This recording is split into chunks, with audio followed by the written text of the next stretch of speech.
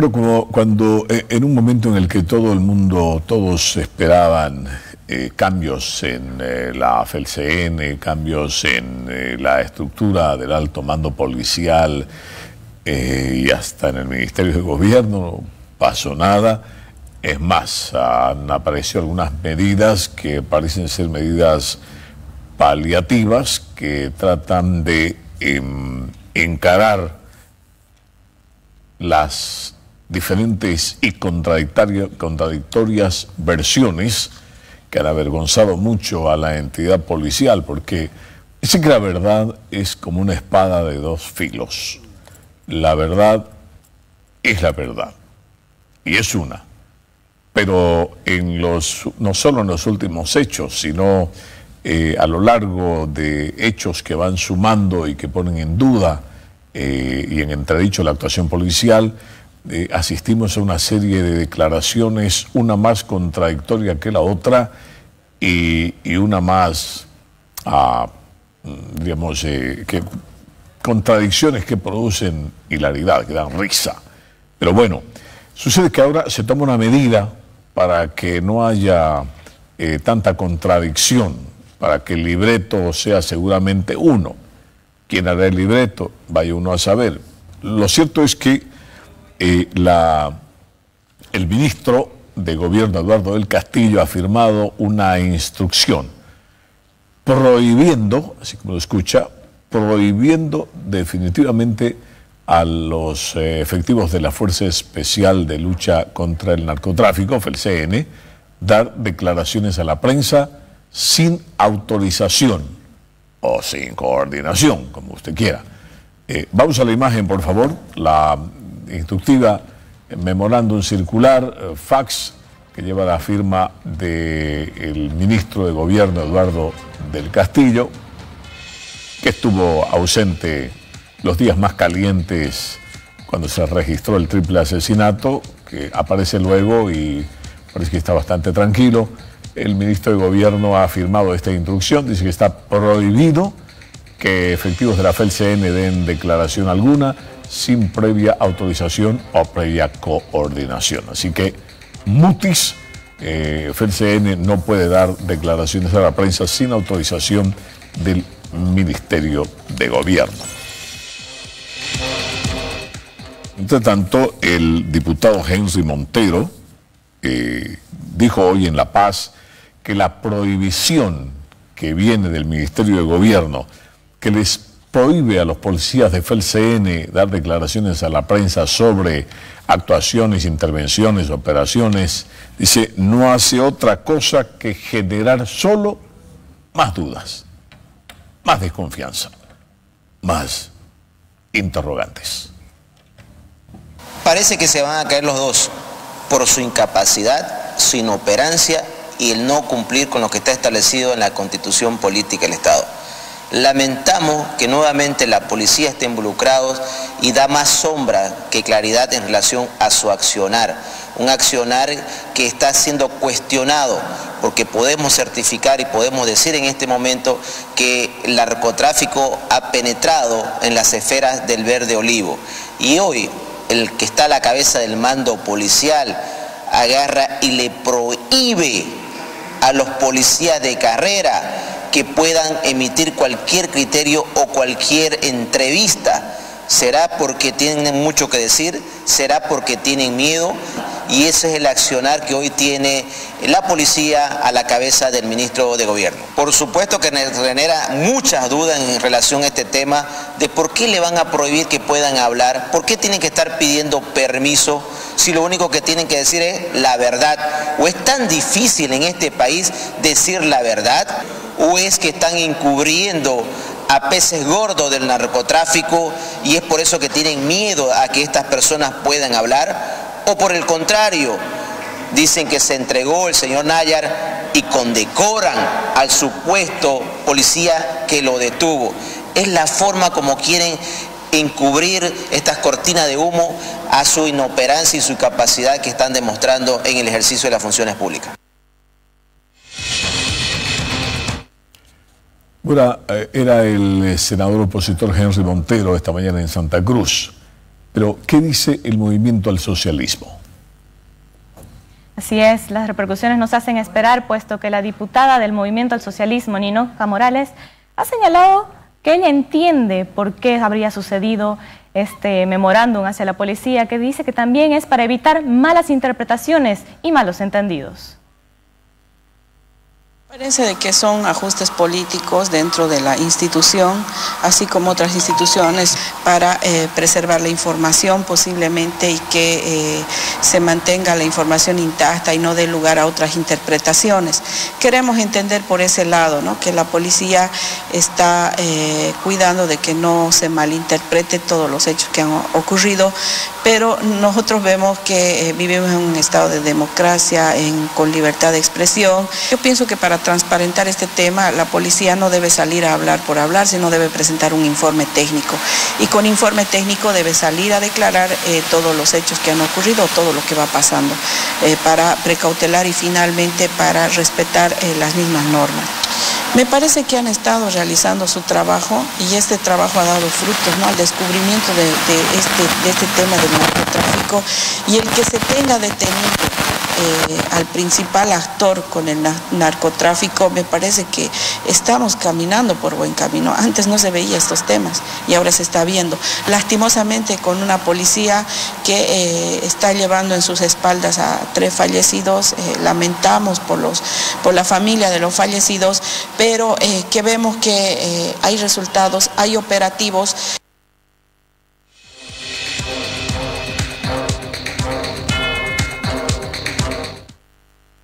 La oposición denuncia lo que califica como una arremetida del movimiento al socialismo contra los actores políticos que participaron del proceso que se vivió el año 2019 con la salida del entonces presidente Evo Morales y la llegada a Palacio de Gobierno de la señora Yanine Áñez.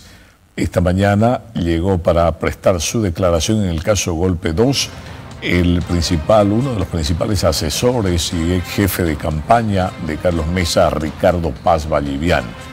Ricardo Paz llegó hasta el Ministerio Público para prestar su declaración sobre los hechos del 2019 en calidad de testigo. Estuvo acompañado por el ex presidente Carlos Mesa, candidato también en esa oportunidad. Llegaron hasta la Fiscalía. El señor Ricardo Paz Vallivian se negó a hacer declaraciones a la prensa, indicando que declaraciones serían después de cumplir con su deber ciudadano de acudir a la convocatoria de la Fiscalía.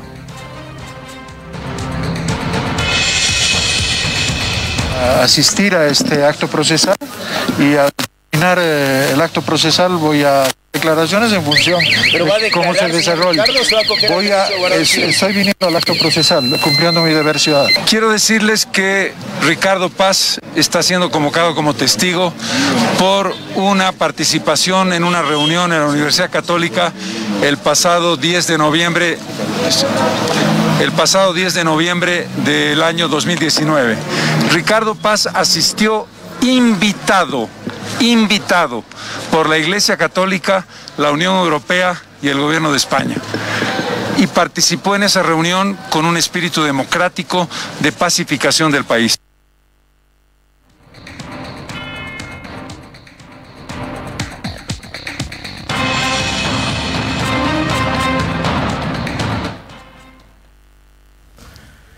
Por su parte, el alcalde de La Paz, Iván Arias, que fue ministro de Obras Públicas de la señora Yanine Áñez en ese llamado gobierno de transición, rechazó hoy lo que calificó como una arremetida del movimiento al socialismo contra líderes y actores políticos que participaron de ese proceso transitorio.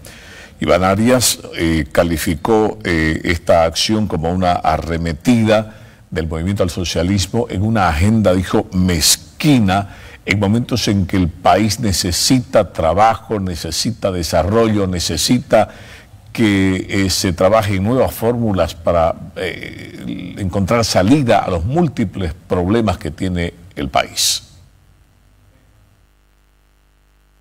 Seguimos ampliando investigaciones, seguimos dando cámara a gente que lo único que quiere es más confrontación. Y lo que no hay que ampliar investigaciones, hay que ampliar la reconciliación, hay que ampliar el perdón, hay que ampliar las redes de comprensión entre bolivianos, porque seguimos ampliando investigaciones. Si quieren meter a uno, quieren meter a otro a la cárcel. Entonces, si hay que meter a la cárcel, metamos pues a todos los que huyeron también, ¿no? Los que escaparon, los que dejaron el país, pero vamos a seguir en ese círculo. El país está perdiendo tiempo, las economías del mundo están preocupadas de cómo salir adelante y nosotros estamos preocupados de a quién vamos a meter a la cárcel. Qué miserable es nuestra agenda. Nuestra agenda, la gente está preocupada de trabajo, está preocupada de empleo, está preocupada de ver a la gente. Nosotros estamos preocupados, los titulares es si se va a ampliar, si se va a meter. Es una agenda mezquina. Yo pido, por favor, ampliemos las libertades, ampliemos las inversiones, atraigamos inversiones. Estamos quedando fuera del contexto mundial y yo por eso, yo no creo que corresponde, ya basta, ya. ¿Por qué seguir hurgando el pasado? Seguimos hurgando el pasado y ahí nos estamos mordiendo la cola.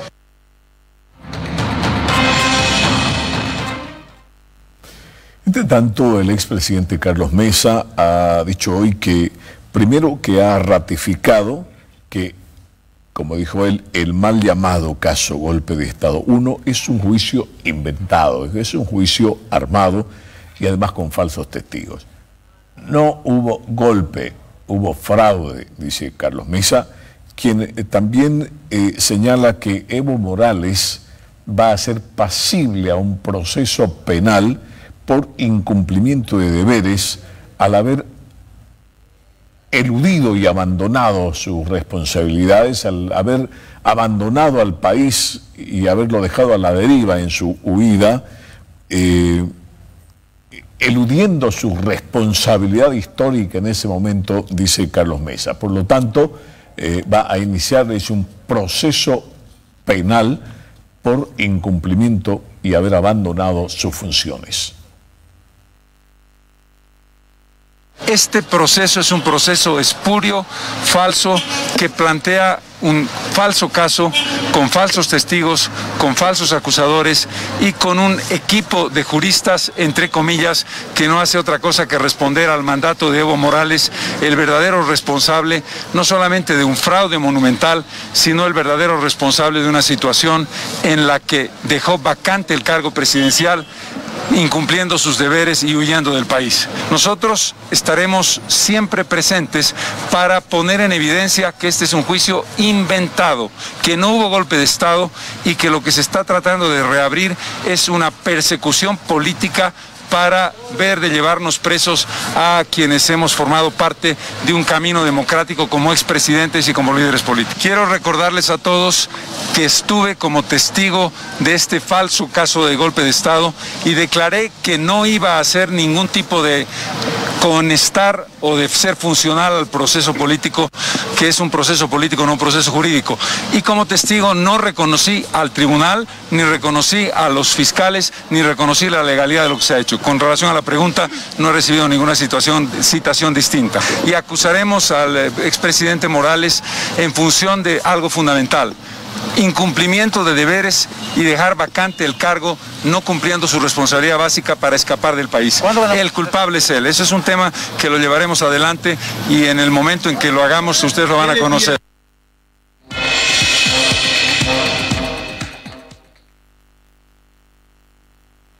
Desde La Paz nos trasladamos hasta Sucre, donde la Fiscalía General del Estado responderá en las siguientes horas la admisión o rechazo de la demanda de ampliación de investigación en el caso denominado Golpe de Estado 1. Presentan una denuncia en contra de Carlos Mesa, Tuto Quiroga, Samuel Doria Medina, entre algunos ministros de Estado de la gestión 2019 y 20, por los delitos de atentados contra altas autoridades y dignatarios de Estado, conspiración, asociación delictuosa, terrorismo y genocidio. El mismo ha sido analizado en nuestra instancia y toda vez de que no encuadra lo denunciado a lo que significa juicios de privilegio establecidos en la Ley 044, El mismo ha sido remitido a la unidad de análisis de la ciudad de La Paz. Esta es una denuncia aparte, no es una denuncia que tenga que relacionarse con el caso Golpe 1, porque no se olviden que el caso Golpe 2 ya tiene sentencia, pero de acuerdo a los hechos, reitero, será la unidad de análisis que precise si vamos a abrir un nuevo caso o en su defecto vamos a sumar a los casos que ya se encuentran abiertos. Con seguridad vamos a conocer el resultado entre el día de hoy y mañana, porque el análisis es bastante básico, hasta el día viernes, pero sí vamos a tener ya una respuesta por parte de la unidad de análisis.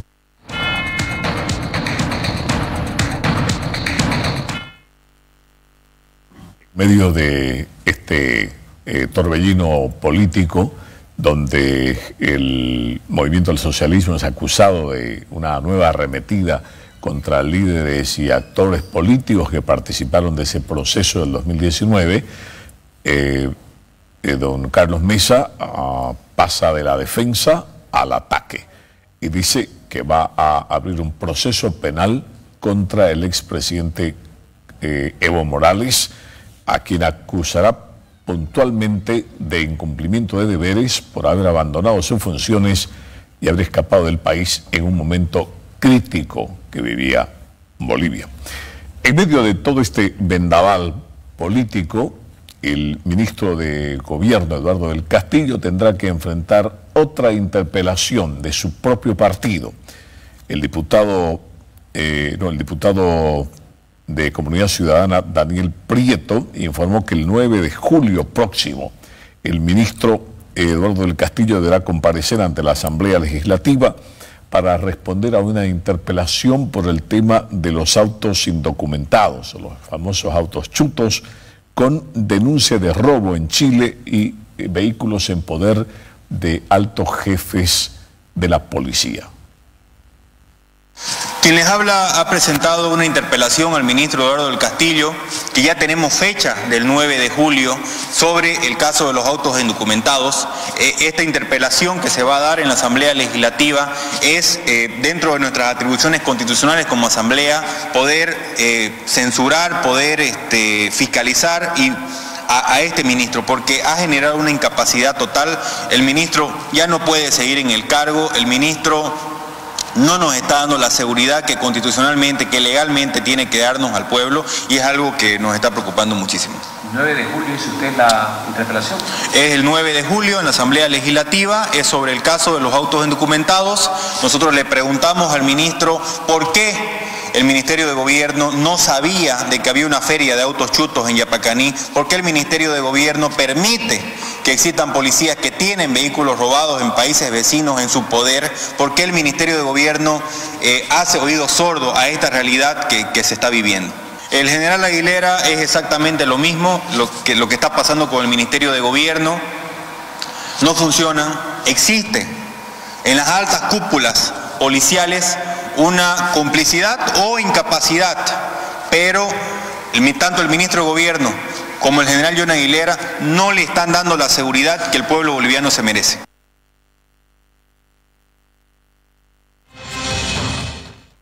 A propósito, ya que hablamos de expresidentes, los expresidentes Jaime Paz Zamora, el mismo Carlos Mesa, el expresidente Tuto Quiroga y el mismo expresidente Evo Morales podrían verse afectados si prospera una iniciativa del diputado Óscar Valderas de Comunidad Ciudadana, que ha anunciado la presentación de un proyecto de ley para eliminar la renta vitalicia, el paguito que reciben los que han tenido el privilegio de servir al país como en la primera magistratura de la nación. Todos los que han sido presidentes, hablamos de presidentes constitucionales, tienen derecho por ley a una renta vitalicia, pues esa renta la reciben los expresidentes citados, incluyendo don Evo Morales. El diputado Óscar Valderas dice que no se justifica esta renta vitalicia y se las quiere cortar. Bueno, hay muchos criterios que pueden aflorar respecto a esto. Lo cierto es que él está presentando un proyecto de ley para eliminar o abrogar la ley 376, que deje seguramente solo con renta dignidad, con 350 bolivianitos al mes a estos expresidentes. Aunque ya un diputado del Movimiento al Socialismo se adelantó a señalar que a don Evo Morales no le haría mucha falta esa platita, no le preocupa recibir esa renta, dijo el diputado Sandro Ramírez, por si acaso. Que abroga, que elimina a la ley 376, que reconoce una renta vitalicia a los expresidentes y exvicepresidentes del país. Esto en sentido que constitucionalmente no se puede pagar a alguien que no trabaja. Y por otro lado también que en ningún lugar de la Constitución existe este beneficio o este privilegio. Decimos privilegio porque no es un derecho, ¿no? Y este pago de la renta vitalicia a los expresidentes y exvicepresidentes, aquí para adelante, ¿no? Estamos pidiendo que se suspenda, que se anule, que ya no exista este pago tanto a los expresidentes como a los exvicepresidentes, ¿no? Nos parece insulso en este momento que se realicen estos pagos y que pues la gente que si quiere generar recursos tiene que trabajar, ¿no? Como cualquier ciudadano boliviano. Su proyecto, el presidente Luis Arce ya no recibiría una renta vitalicia. Ni el expresidente Morales, ni el vicepresidente García y Jaime Paz Zamora, todos ellos no tendrían que recibir.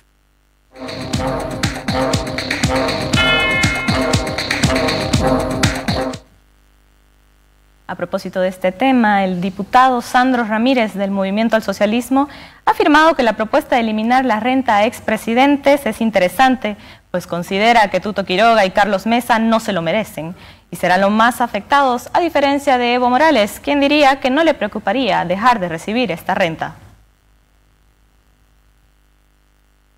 Y tomar en cuenta que esto no debería de ser ahora, sino antes ya deberíamos haber cortado. Pero sin embargo, creo yo solamente esto es un show para tratar de confundir a la sociedad. Lamentablemente, todos los exmandatarios que hemos tenido en Bolivia, principalmente pues que se ha llevado adelante el 2013, si no me equivoco, han tenido esta renta. Pero sin embargo, a todo ello, ahora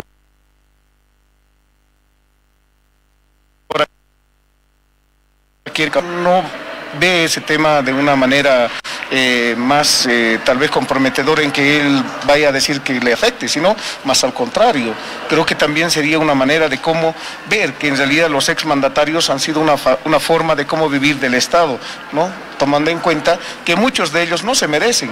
Por decir, hablaremos del señor Tuto Quiroga.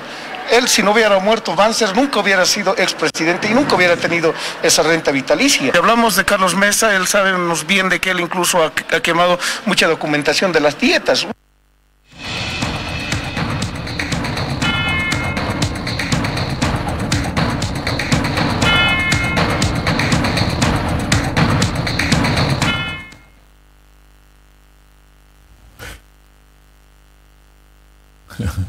Soy yo. Decía que los quieren dejar con 350 bolivianos de renta mensual a los expresidentes. Pucha, ¿no? Difícil para ellos porque además hay que contar ya que contamos su edad, no es experiencia, porque por su experiencia tendrían que ganar mucha plata. Pero a los años ya es difícil también para ellos encontrar trabajo y los quieren dejar con 350 bolivianos. Seguramente va a ser motivo de discusión ese temita, ¿no? De eliminarles la renta vitalicia a los expresidentes. Además, es un gran privilegio llegar a la primera magistratura de la nación, ¿no? Pero bueno, a propósito de la rentita, miren usted cómo le va de mal a los jubilados, pues nadie les da mucha bola, diríamos. Han entrado en el 8º día de huelga. Los jubilados dicen que ellos son los relegados, los postergados. A todo el mundo le